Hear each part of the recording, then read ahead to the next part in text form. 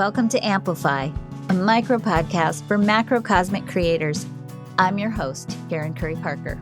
Today we're going to be exploring some hard truths about creativity.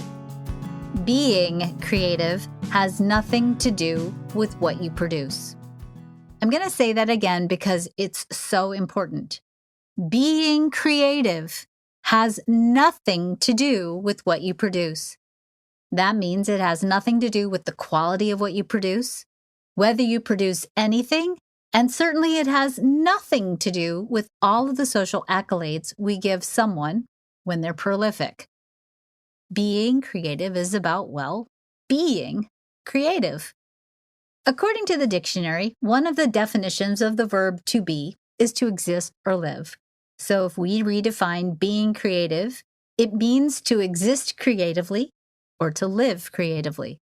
If we look up the word creative, we find the definition having the quality or power of creating. Putting it all together, to be creative is to live and exist with the quality or power of creating. As you hear these words, your brain is being activated by a storm of photons, light. This light is causing your body to produce neurotransmitters that create your emotional response to the language you hear. In other words, as you listen, you are literally turning light into matter. That's pretty creative. And that's just a starting exploration of all the ways you are being creative, even when it seems like you're not doing anything creative. Here's the cold, hard truth about creativity. When you understand this truth, you'll stop shutting down your creative self-expression and allow yourself to be more creative. When we create, we will never be satisfied with what we create.